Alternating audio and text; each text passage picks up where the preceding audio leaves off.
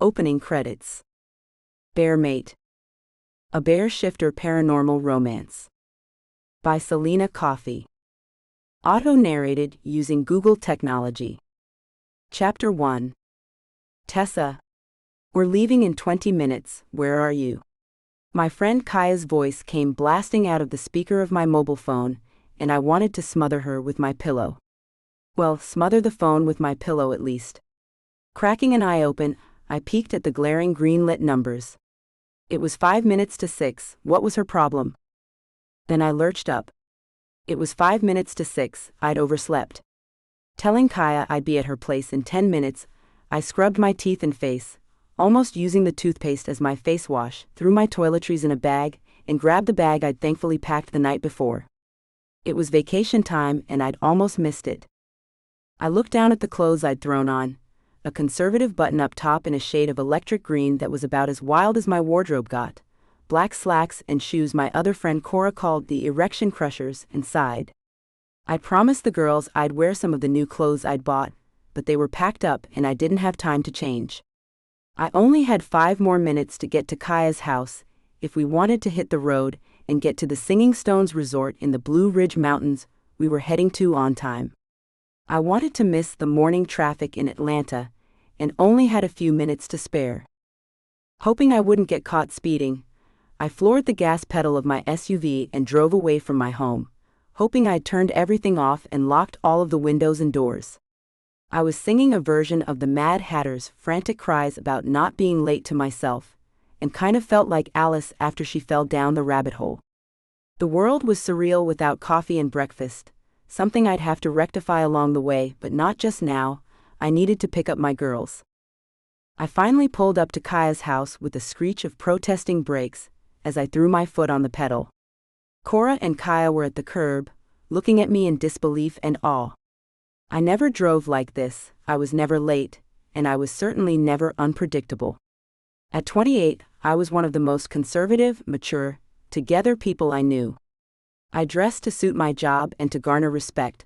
I'd paid off most of my student loans and was now working to save up for a house. I owned my own car that I bought on my own because my credit rating was excellent, and I was always on time for work. I rolled down a window as Cora and Kaya stood there, still gaping at me. Yes, I know. The world has just ended. Hell has indeed frozen over, and yes, there are probably zombies roaming the earth as we speak. Get in before they find you. My joke fell on stunned ears, but the other 2 women, my best friends and co-workers, finally got into the car after loading their luggage. Kaya sat up front while Cora climbed into one of the back seats. So what happened? Kaya asked after 5 minutes of silence. She was looking at me as if she was afraid I'd go off, or perhaps would spontaneously combust. I stayed up late reading that horror book you gave me. Then my alarm didn't go off. So here we are, on time, but I still feel like I'm supposed to be rushing. This isn't a good start to our day. Girl, we're fine, slow down. If we get stuck in traffic, we get stuck in traffic.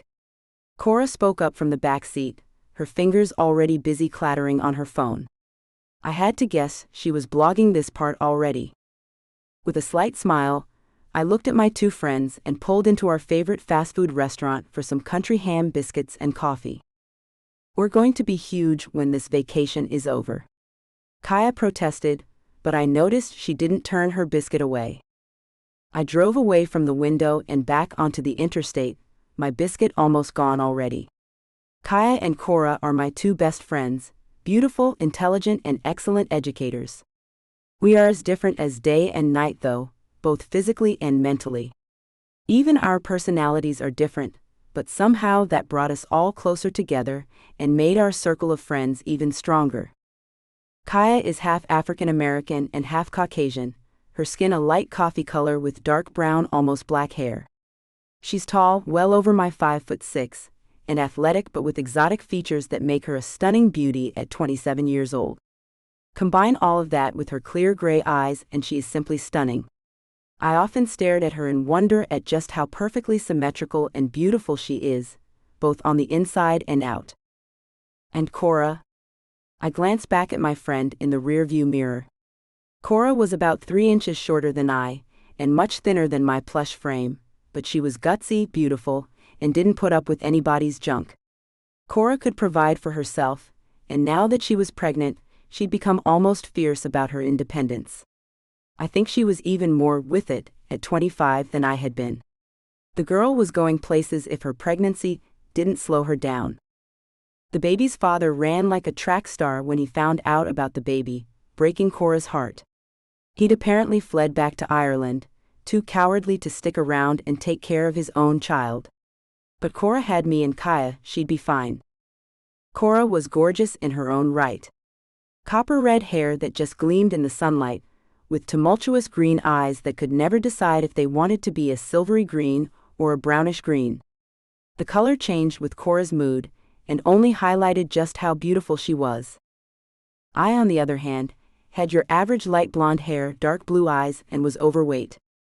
An avid walker that first was often frustrated by my inability to shift some of my weight.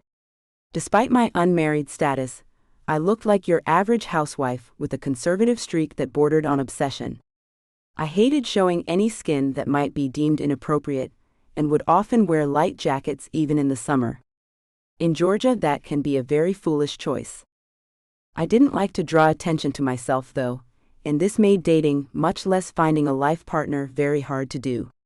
If I'd lose 10 more pounds, you'd be able to see that my face was more pointed than round, but it just wouldn't move. Kaya had suggested seeing a doctor about it, and I was considering it. I hated the way I looked, but there was nothing I could do about it. So I hid. Kaya and Cora had made me promise that on this vacation I wasn't going to hide, however. I even had a 2-piece bathing suit in my suitcase, though it wasn't as tiny as the ones Cora and Kaya had likely brought with them. I had shorts and short-sleeved shirts, skirts that only went as far as my knees, and I'd even brought some sexy lingerie instead of my usual cotton in serviceable sets. Our motto on this vacation was Laissez le bon temps rouler. No, we weren't going to New Orleans, and we weren't going to Vegas, but we were going on vacation and the good times had to roll. It's what we were going for. And if I met a guy, I told myself, I met a guy. And then the good times might indeed roll. Chuckling to myself, I took the exit we'd planned to stop at, and drove us into the world's largest baby store. We'd plotted stops along the way, so that we could check in by 11 without having to wait, and this was the first of them. I wasn't looking forward to an hour spent in a baby store, looking at cribs and diaper sets, but it was Cora's choice. 3 hours later, we were pulling into the parking lot of the resort, and wondering how we were going to get home if we bought anything else. We'd bought baby clothes for Cora, hiking gear for Kaya and me, and some mirrors for my hallway at a handmade furniture store that I simply couldn't live without. My SUV was full. Kaya and I went to the back of the vehicle to do some juggling to get our luggage out, while Cora giggled in her seat. I guess we should have waited for the shopping part until we were on our way home. But you guys got me such lovely things. I'm going to love wearing those maternity tops when it's time. Cora was so enthralled with her daydream about her new tops that she didn't notice we'd got out the luggage and were waiting for her. Come on, girlie, get a move on. I thought I was the slow one today. I called out to her. Sticking out her hand, Cora giggled when I took it. She was only 4 months along and barely showing, but she was already having difficulty moving around. I censored her cheek as she got out, and we all moved into the resort. The exterior looked like a 4-floor wood cabin with a pine facade and dark green tiling. With lots of windows, we could see that the place had great views of the mountains, and the balconies on the front would be a great place to spend a peaceful moment during our vacations. We each had our own room, and we couldn't wait to get in them. We'd wanted the rooms with the jacuzzis, but the price was just too far out of our budgets, so we'd settled for rooms with views. We walked into the reception area, a waterfall and the sound of some mellow bluegrass music in the background, and went to the smiling woman that greeted us from the middle of the room at the reception desk. How may I help you today, ladies? The woman in her mid-30s with dark brown hair asked. Her hair was pulled back into a bun, and she had on an outfit I'd call a light business suit. Her demeanor matched the black color of her business suit, She frowned through her question and looked pained as we rolled up our cases on the polished marble floor. I reserved 3 rooms for the next 2 weeks.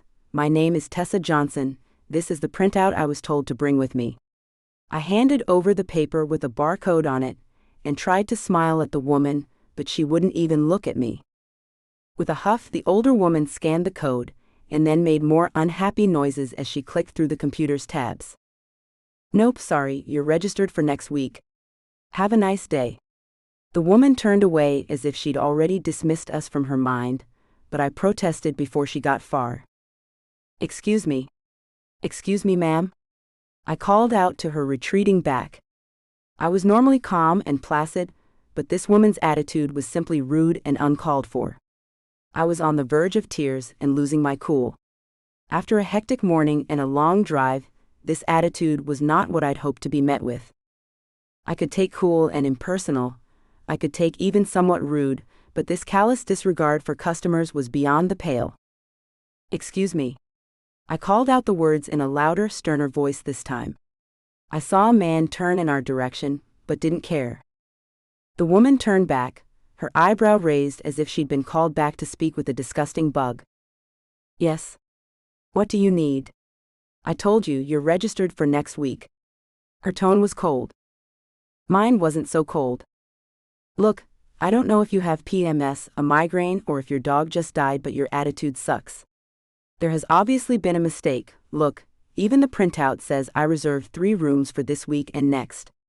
I expect you to sort it. My tone was still sweet, but it dripped with venom. If the woman's eyebrow went any higher, it would be in her hairline. But up it went, and my tone seemed to set her off even more. Look, lady, we're booked up. Your reservations are for next week, the computer says so. Now go away. She leaned over the desk and actually growled at me. Or I'll call security. Lords, that is enough. Go to my office at once. The man that had been watching us came over to the desk and brushed past the woman. No, in fact, just go clear out your cubby, clock out, and don't let me catch you back on the premises. But Hale.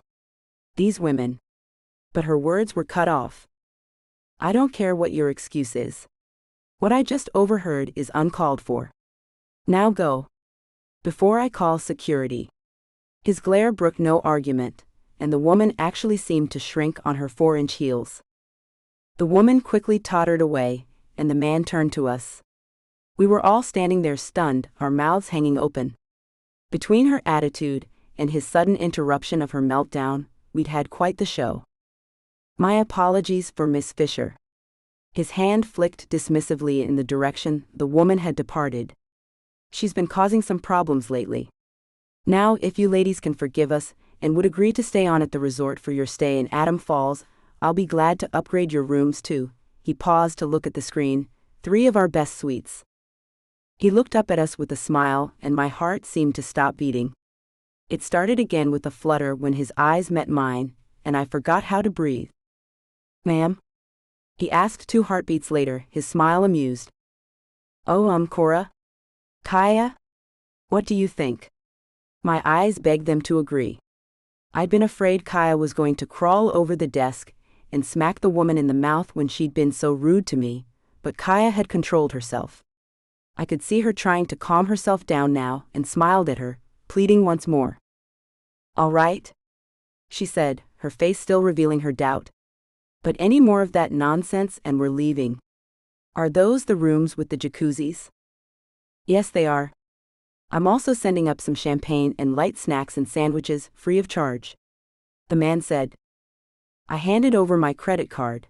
The women had already paid me their share of the fees, and took the paper from him when he gave it to me to sign. Our fingers brushed together, and I shivered at his touch. I looked into his deep, brown eyes, and saw how they widened just a little as he looked at me. His nostrils flared slightly, and I wondered at the reason. My fingers longed to play in the curly reddish-brown hair on his head, and to smooth it away from his face. The man was gorgeous, muscular, and could never be attracted to a woman like me. I was nowhere even in his league. He must have been looking at Cora or Kaya, he couldn't have been looking at me. Even though he had been. Right then.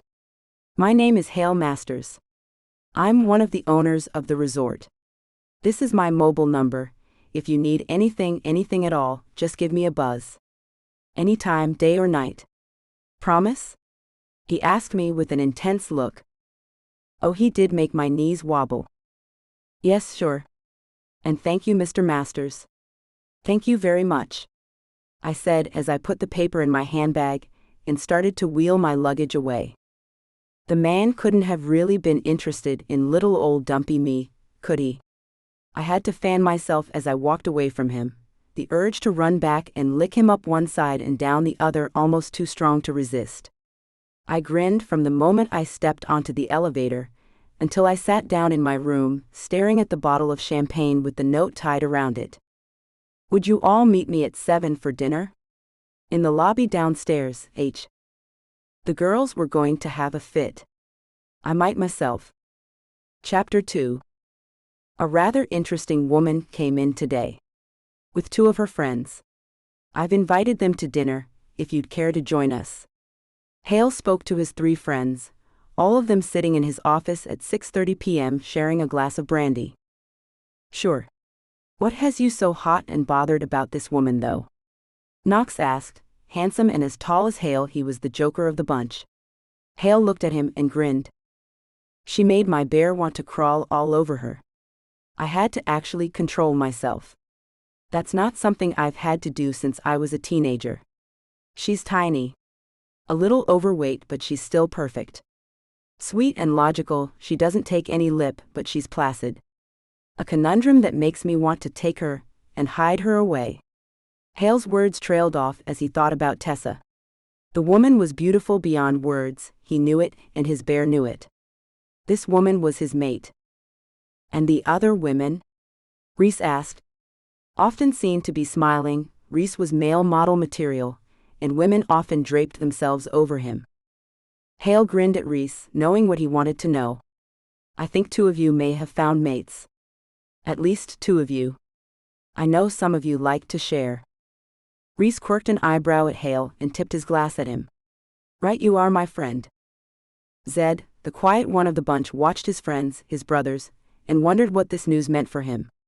They were all looking for mates now, after spending their 20s becoming richer than their wildest dreams. Now they wanted a calm, quiet life, and this resort was going to provide that. He wondered what kind of turmoil these women might bring. Then he dismissed his worry. They were only here for 2 weeks. They couldn't cause that much damage in that amount of time, could they? I sat in Cora's room, on a chair on her balcony to be more exact, and listened as the women giggled behind me. They'd all received the same note, which rather deflated me, but Cora and Kaya had convinced me it was all for me. I'd run back to my room and changed, straightening my hair out into a long mass of blonde locks, and putting on a new skirt and top. I looked good, I thought as I applied a little eye makeup. Yes, I did. Now they were making plans for me, wondering where to get condoms and how long it would be before they saw me again. I smiled but didn't know if it would go that far. I was only here for 2 weeks, after all. Come on, Tess. Have a little fun for all of us.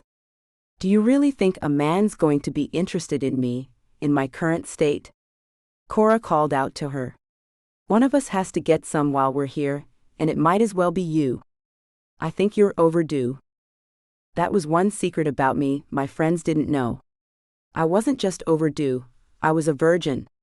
No man had ever stirred me enough to make me want to drop my panties. I'm sorry. I just hadn't ever wanted to go that far with anyone. Sure, I had urges, fantasies, but my fantasies were always more fascinating than the groping, sweaty, just plain gross reality of my experiences so far. I grinned once more and stood up from my chair. Hale Masters in his dark suit and brooding eyes might be worth it though. He just might. Hey, I wonder if he's one of those shifters we've heard about. I don't know if there are any this far north of Texas and Louisiana, but there could be. He has the eyes for it. Cora wondered aloud. A shifter? I asked, lost for a moment. Yes, one of those bears. I hear those men are hot in the sheets. My cousin down in Alabama met one, and she swears her panties just fell right off in the middle of a casino. She nearly died of embarrassment, but even his voice had her ready to go. Cora giggled as Kaya looked dubious. I don't know about all of that, but we should keep an eye out for Tessa tonight. From what I saw, she had trouble keeping her own panties on at that desk, and she had pants on. Kaya burst out laughing as she finished. The women were still laughing when the elevator stopped and the door opened with a ding. The laughter died as the doors slid open, and 4 very handsome, very virile, but all completely different men greeted the women. For me, that was the moment the world ceased to exist, and Hale became the whole of my world. He was standing there with a rose in a black pinstripe suit, his brooding gaze taking in the sight of me. Nice, he whispered to me as I walked up close to him. But I preferred the real you. He tucked the rose behind my ear and took my hand, guiding me into the restaurant. A room had been set up in the back for us, and a table set up so that we could all sit together. Ladies, these are my friends and business partners, Reese, Zed, and Knox.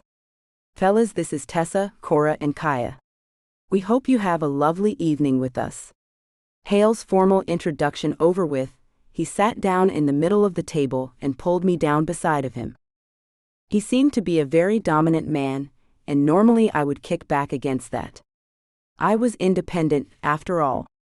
But something about the way he handled me, as if I might break but with the knowledge that I wouldn't, made me want to purr.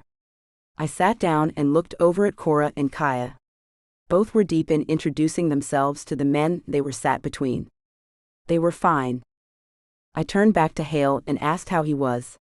A waiter brought in 2 wines, a red and a white for each of us, and a menu. I took a sip of the white to clear my palate, and turned back to Hale as he finally was able to answer. I'm pleased to say I've taken out the trash, and replaced Lords with another manager. He'll be starting tomorrow. He spoke smoothly, his voice a husky growl that thrilled me. Hale's voice had the heavy accent of coastal Georgia, and I loved it from the first. His words were like thick, rich rum that you wanted to savor for as long as you could. That was quick. Had she been causing problems before today? I asked, feeling a twinge of guilt over the woman losing her job. She had, but today was the worst of it. That was completely uncalled for, and again, I do apologize for my staff's rudeness. I'm glad you've stayed though, Tessa Johnson. You fascinate me. His eyes bored into mine, and I felt as though he was barely controlling himself, a thin wedge of string all that kept him from pouncing on me to devour me. I shivered in my chair and stared into his eyes. I had no inkling of caution, no will to look away or protest. I wanted Hale to do whatever he wanted to with me. I was his from the moment I stepped off the elevator, and I wasn't going to pretend otherwise. Dinner was an excruciating exercise in control. Hale and I seemed to touch constantly, our legs pressing together beneath the table, his hand sliding against mine, and our heads drawing together time after time. I've never felt this way about a man, and I wondered for about 2 seconds how far I'd let this go. I wondered for about 2 seconds because by that time I'd had 3 glasses of wine, and caution was gone totally. I'd have invited him up to my room if he hadn't offered to guide me back to my room later that night. I felt a moment of relief at not having to ask, and gave a sigh of relief as the elevator doors closed. The others were still at the table, but we were alone. Finally. As soon as the doors shut, Hale pulled me close to his body, my own molding to his as his lips fell to mine. I tasted him, the tang of wine and the zing of his lemon pie, and wanted more. I wanted to taste the scent of his skin just below his ear. I wanted to feel the power of his censored muscles beneath my fingertips. I wanted him. He tore himself away from me as the elevator dinged once more, and took a ragged breath before he guided me to my room. He paused at the door and censored me once more. Censored Tangled in a duel that had me wanting to pull him to the wall, to F me right there. His hand pulling at my skirt made me weak in the knees, and I moaned into his mouth. He pulled away before I could take it any further. Sweet Tessa, I can't control myself around you. He pulled me into his arms to look down into my eyes. Those beautiful blue eyes of yours beg me to take you to make you mine, but you need time. I want you to be sure. I wanted to protest. I tried to protest, but his index finger over my lips silenced me. There are things you don't know, things you should know before this goes any further. Sleep tonight, and I will see you again tomorrow. He walked away then, and I felt like a part of me was being torn away with him. I watched him go, then let myself into my room. Despite the abrupt ending to our night, I couldn't stop the smile that spread over my face. I slipped into the jacuzzi that looked out over the view of the mountains outside, and let the stress and exhaustion of the day slip away. Soon I would be Hale's. Soon. I tossed and turned most of the night, despite the luxuriously comfortable bed. My dreams were filled with visions of Hale. He wooed me gently, slowly, with flowers and words of love in my dreams. He introduced me to his ideas of passion, a mixture of control, bondage, and the relief of pent-up passions. He taught me control in all things, even of me, as the night passed, and he took the reins of my life. He was all but my master in name, and I adored him. He gave me time to adjust to him, to learn to love him, before he came to me with his full passion. The dreams tripped on throughout the night, and by morning I felt as though I'd lived a lifetime with the man. By the end of the dreams, Hale had finally taken me to his bed. He'd stirred my passion with his mouth, with his fingers, and with his words once more, my sobs for relief filling the air before he turned to reveal his back to me. Something about Hale had terrified me in those dreams. There was something dangerous just below the surface, something that could be terrible, but yet it drew me closer to him. As his censored pleased me in the dream, I forgot to worry, and as I found my release, my eyes closed. I opened them as he moved away from me, and saw a tattoo covered his entire back. I squinted at the colors, but could not see them well. I thought the main image was of a black bear, with a brown snout. Moving to stand over him, I saw the bear was circled by a forest image. Trees and a dark moon creating a frame for the bear stood on its back legs, roaring fiercely. I stepped back as the image shifted and the roaring bear calmed, became tame, and went back to all fours. I awoke then tired and bewildered. The dreams left me confused and feeling as though I actually had lived each of those moments with Hale. It wasn't possible, but I felt it all the same. And that tattoo, what was that about? Had I suddenly developed a tattoo fetish? And a fetish to be controlled? What the heck is wrong with me? I shook myself before getting out of bed, trying to clear my brain. I knew I was a conservative woman, a woman hard to please, but did that mean I secretly longed to be controlled by the man I loved? Apparently, I'd loved it in my dreams. I wonder what would happen if he released that tightly controlled beast. Chapter 3. Walking up the dirt path of the hiking trail Kaya had talked us into this morning, I wondered if I could slip away without her noticing. Both of them, Cora and Kaya, were happy as chipmunks in spring this morning, and here I was exhausted and cranky. I glared at her back as she kept up a cheerful conversation with Cora, and wondered what the two of them had been up to last night. "Hey, what were you two doing last night?" I finally broke down and asked. I was grumpy but not rude. I imagined the same as you, giving my pillow some head. Or somebody anyway. Kaya snickered as she kept up her pace. "Ha, no, I was alone." "And you, Cora? Surely one of us got lucky last night?" "About the same. Although, getting attention from those two guys was pretty breathtaking. I had some seriously wicked dreams last night." Cora grinned as she too continued bouncing up the trail. "Me too." Kaya chimed in. She stopped and looked at me questioningly. "Well, yeah, I did as well. I think we all need more than a hike this morning," I said with a grin as my bad mood finally disappeared. Yeah, I think we do. But let's see about this trail first.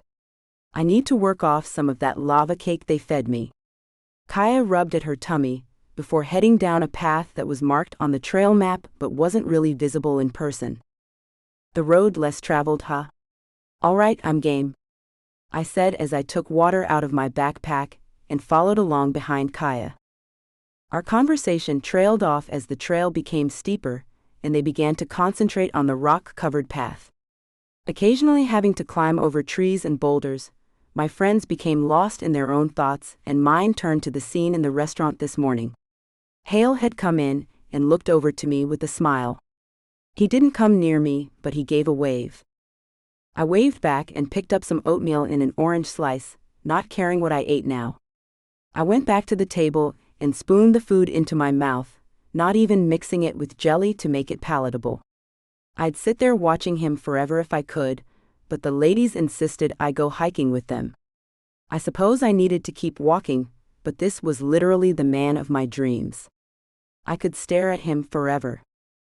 I was still protesting, not really wanting to walk away from Hale when he was so near, when he looked over at me from his table with Knox. Once more he smiled at me, and I could see the burning hunger of my own eyes returned in his. I could have also sworn he'd mouthed the words later at me. I nodded, certain that's what he'd done, and went off happily with my friends. My cheeks flamed as I looked at him one last time, remembering the way I'd begged him to handcuff my hands behind my back in my dream, the way I'd begged him to F me as he bent me over his kitchen table. I couldn't imagine really doing such things, but in my dreams I was free to do as I chose. It seemed bondage was one of the things I really, really wanted. I was still considering it, marveling at how the memory of the dreams made me feel, when Kaya came to a halt suddenly. I hadn't paid much attention, but I knew we'd been going back and forth, crisscrossing for about 15 minutes now. "What's up?" I finally asked as she sat down on a boulder, her frustration clear. "I can't remember how to get back. There's no trail and no signs," she said, staring at her map. "Hale will find us before long. Don't worry. I don't think those guys will leave us out here for long." I sat down beside her and put my arm around her. Some instinct told me to call for Hale mentally, to reach out to him with my mind. I concentrated on where we were, and on silently calling his name. I knew he'd come. "Let's go back to that area by the river, at least it's cooler there," Cora finally said. "That is a cooler spot, and you can put your feet in the water to relax you, Cora." "Let's go," I agreed. We sat there for about an hour, and then Kaya wanted to leave.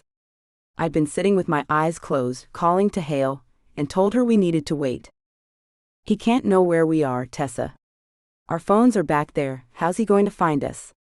Kaya demanded. I pulled at her hand and pulled her down beside me, handing her a bottle of water from my pack. "Calm down, darling, he's coming. Never fear." I probably sounded like some New Age cult member, but couldn't help it. And when the sound of an ATV came to our ears, I looked over at her grinning. "See, he's here." Kaya turned, her eyes narrowing as the men appeared. She shook her head, before turning to help Cora up.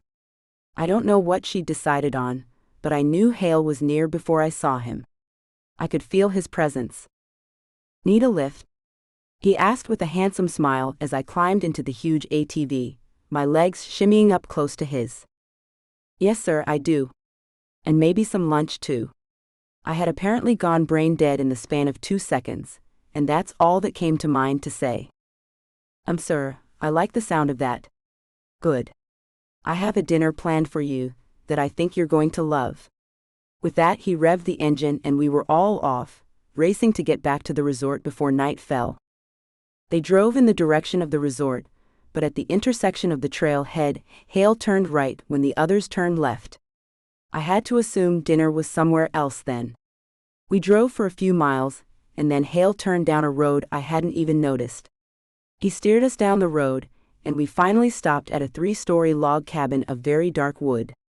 My jaw dropped at the sight of the very beautiful, very well-lit house. Hale didn't just have a little money, he had a lot of it. When he drew me into the house, I decided, even a lot of money didn't qualify it. Tons might be closer. Money coming out of his ears, might be even more apartment.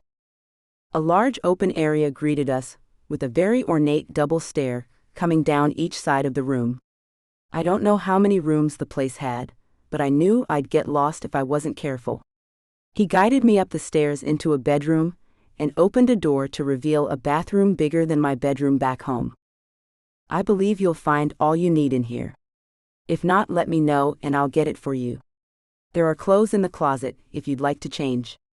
I bought them for you today. I'd like you to put on the sapphire blue dress with the buttons down the front if you don't mind me making a request. I think you'll be extraordinary in it. He Censored. the side of my face before he left. I ran a bath in the tub that could serve as a pool for a family with small children, and swam around in the very hot water before I went to work making myself beautiful. After I got out and towel dried my hair, I looked around for a hairdryer and makeup but couldn't find any. All I found was a hairbrush and the clothes. I remembered his words of the night before, and realized he'd wanted me to come downstairs with wet hair and a fresh face. Feeling obliging, I walked out of the room, the beautiful lingerie he'd picked out fitting perfectly, as the long dress he'd chosen slid around my legs in a serpentine manner. It was something I'd call a goddess dress, more like a toga than a summer dress. The neckline tied at the back of my neck and held the dress up. A few buttons down the front would allow me to open the slit in the front up to my neck if I wanted, but didn't do much to hold the dress together otherwise. The silky material felt luxurious, expensive, and I screamed with glee on the inside at just how decadent it felt to put it on. Hale met me at the bottom of the stairs and guided me to the dining room, a large room with a very long table taking up most of the room. He set me down beside his chair in the middle, our places set. I saw no forks or spoons and looked at him questioningly. I am going to feed you with my fingers. You will do the same. He looked completely serious, and my body responded at the thought of his lips wrapping around my fingers. I picked up a leaf of lettuce, covered in salt and vinegar, and guided it to his mouth with no further questions. His mouth opened and he took the leaf into his mouth, his lips sucking the salt and vinegar from my fingers. I moaned at the first intimate touch. "Control yourself, my dear," he said to me in a low voice. I nodded my head and let him feed a smear of mashed potatoes to me. I sucked the creamy concoction from his fingers and saw his eyes darken as I did so. He next gave me a piece of steak he tore from the meat and chewed as he watched my jaw work. We fed each other until our food was gone, and a man came in to take our plates. Hale dismissed the man for the night, and he nodded his head in acknowledgement before leaving the room. Hale turned to me, no words yet to be spoken, and looked at me. "You are beautiful, Tessa.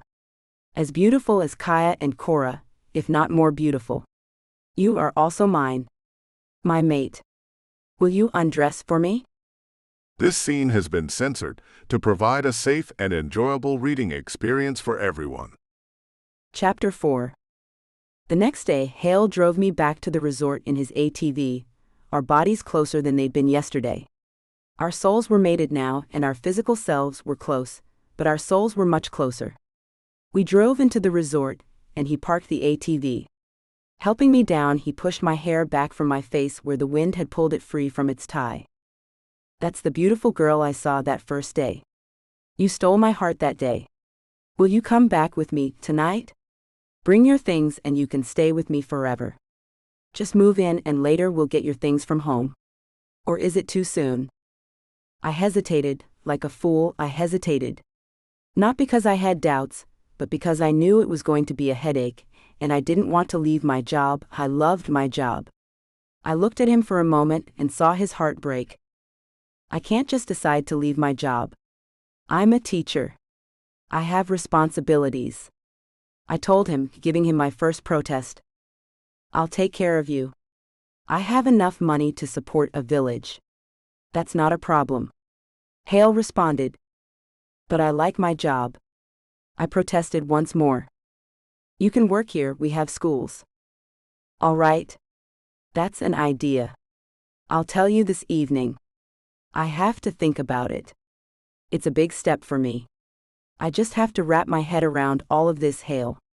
It's not you. I've never done anything like this. I've never lived with a man, and I'd never even had. Censored. Until last night. I just need to assimilate it all for a few hours. I'll see you this evening, all right?" I moved closer, wanting him to understand. "Of course, darling, I'm sorry. I should have thought. Of course, take your time. I'll be here waiting for eternity if I have to. He smiled as he said the words and pulled me close for a Censored. That was our last. Censored. 3 months later, I was sitting in a doctor's office, stunned and unable to take in the enormity of what had just been said to me. I looked at the results of the test and my heart sank. What was I going to do now? Life as I knew it was about to end. I went home and thought about the last few months, and those final moments of my life at the resort.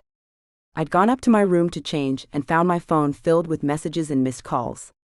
I'd rushed out of the resort, leaving notes for Cora, Kaya, and Hale as none of them were to be found. My mother had been rushed to the hospital with a suspected heart attack, and I'd gone home to be with her. Mom had recovered, but it had been a long road so far. That road had been made harder for me by the lack of response from Hale. I hadn't heard from him since that day, not a word. Between work and going home to take care of Mom, I hadn't had time to talk to Cora or Kaya. I hadn't heard from any of them in 3 months now. I knew the ladies were fine from their social media, but nothing about Hale. Mom was recovering now, and I was spending more nights at my own house than at hers now, but I'd been feeling tired, run down, and just off. Mom insisted I go to the doctor and take care of myself. I'd expected to hear that I was stressed, that my nerves were shattered, not the news I'd received. But it was there, in black and white. I was pregnant. Whether he'd abandoned me or not, Hale deserved to know about this. I arranged for a nurse to go and stay with Mom, and drove down to the Singing Stones resort one more time. He at least deserved to know he had a child on the way. In my time away from Hale, I'd learned quite a lot about myself. I no longer thought I was a troll that didn't deserve to be loved, or that I was so disgusting I needed to hide every inch of my flesh. I'd figured out my conservative streak had more to do with my own self-hate than anything else. I'd learned to wear clothes that highlighted my good qualities, and hid the ones I'd rather not show off. I delighted in who I was, and became a more open person. He'd given me that much at least. I won't lie and say his rejection didn't break my heart, because it did. I felt like a piece of me was missing. I had, however, learned to live without that piece of me. Kind of? But he'd given me a new piece, something else to look forward to and to love. The idea was sinking in now. I was going to have a baby. Probably a shifter baby. I didn't know how any of this worked, but I'd figure it out as we went along. The miles passed, and soon enough, I was pulling into the parking lot of the resort. It hadn't changed, though the scenery had as winter set in. It was still a beautiful resort, and inside its walls was the man I loved. I'd have to tamp down on that to get through this, but I'd do it. Somehow. He'd rejected me, but I had to make him listen, and I had to control myself while doing it. As long as I didn't break down crying, I'd be happy. I walked into the resort, and the first person I saw was Hale. An overwhelming urge to scream my bottled-up pain at him deflated as I saw a haggard man, worn with worry and sorrow, stare at me with anger. What the hell, I thought. Why is he angry with me? Hale took my arm and guided me to his office, a large room with a large desk and a leather couch in one corner. He marched behind his desk and pointed at a chair in front of it. I sat down, staring at him in resentment and disbelief. This bastard had the nerve to be angry that I was there. It hadn't been enough that he'd rejected me, now he was angry too. F him. I didn't say that though. I didn't get a chance to. What are you doing here, Tessa? He asked abruptly, his tone cold. Excuse me? Just what I said, what are you doing here? I came to tell you something. Boy, when you are done with somebody, you are done. You didn't even bother to tell me, bye Felicia, and now you can't wait to get me out of the door. But what more did I expect from you? I don't know who this Felicia is or why I'd call you that, but you're the one that left without a word. You haven't even contacted Cora and Kaya. I know because I've asked. Not a single word in 3 months, Tessa. His palm came down on the desk and I have to admit I jumped. That's a lie. I left notes for all of you, and none of you even bothered to text me. My mother had a heart attack, and all of you left me to deal on my own. Months of hurt and anger at all three poured out with those words. She nearly died, and what did I get from any of you? Not a damn thing. What? Hale looked shocked and hurt. I left notes for all of you at the front desk. I didn't have time for texting, and my mother was dying. I sped all the way home, and have since spent every moment at work or with her trying to improve her health. It's been a long road, but she's finally improving. And now I have more news. Wait, you left notes? But the clerk said you'd left nothing. I asked him twice. He didn't remember you. Hale looked angry again now. Maybe he lost them? I don't know, but I left 3 of them, all basically the same but for yours. It said, I accept, but please come to the hospital when you have time. I need you now. But you never came. No matter how long I waited, you never came. I even put the address of the hospital on the note, and you never came. I was all but wailing by then, and Hale came rushing around his desk to console me. I was blaming my outburst on pregnancy hormones, but I knew it was just months of heartache and pain pouring out. Shush, darling. It was all a misunderstanding. Hush, baby, it can all be fixed. Please stop. My heart is breaking, please Tessa, just stop sobbing, baby. He held me to him as my body shook with released emotions of all sorts. His suit jacket was soaked by the time I finally quieted down. It can't all be fixed. Not the part where we're tied together for the rest of our lives, whether we want to be or not. I hiccuped out, blowing my nose on a tissue he gave me. I think I needed another. I reached for one more as the words started to sink into his brain. I could see the moment realization dawned. Oh? He asked, his eyes wide, a grin spreading over his face. Yes, oh. A baby. I smiled at him, kneeling before me with wonder and excitement on his face. A baby. Oh. Wow. I wasn't sure what I was expecting, but his response was endearing, and as it sank in even more, he just grew happier and happier. A baby. Oh my God, Tessa, a baby. He was pulling me to him once more, and as he pulled me to him too, Censored. I could hear what sounded like applause outside of his door. I think they're happy for us. I whispered up to him, my hands going under his suit jacket to pull his shirt from his pants. There's going to be a lot more happiness around here, if you'll have me, Tessa. I still want you here. I waited, hoping, but I let anger take over, and that's my own lesson to learn. You needed to be there for your mom, and I needed to be there for you, but I wasn't. I'll make up for that now. He pulled me to him, nestling me between his legs as he sat on his desk. His hands pulled my clothes away, giving each piece an admiring glance as he did so. I laughed low and sultry, enjoying how his eyes went wide as he revealed my large round. Censored. Still swollen and tender, but better now. His fingers flicked at them gently, and I gasped. Be careful. Over the last few days I've orgasmed just rolling over in bed because of those things. I told him with a laugh. Really? Oh, this might be fun. He said with the curiosity of a little boy with a new toy. This scene has been censored to provide a safe and enjoyable reading experience for everyone. I had no doubts about my looks, nothing to be ashamed of. Only joy at finally being back with my shifter mate. We'd work the rest out, and life would be what we made of it. We'd explore his world together and mine, joining them into a blend of what suited us best. Now that we were back together, we could make quite a lot of our lives. Because we were mated. Forever. Thank you for reading my book. If you like this story, I think you'll enjoy Story of Cora Bear Babe. Download Bear Babe now. About the author.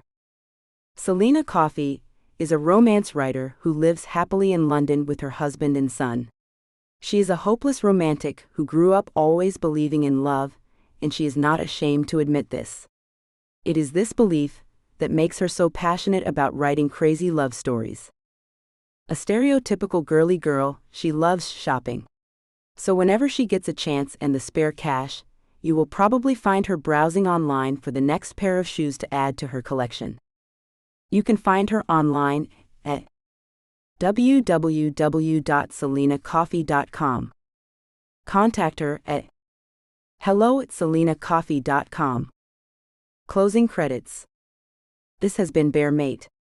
Written by Selena Coffee. Auto-narrated using Google technology. Copyright 2024 by Lovie Books Limited. Production copyright 2024 by Lovie Books Limited.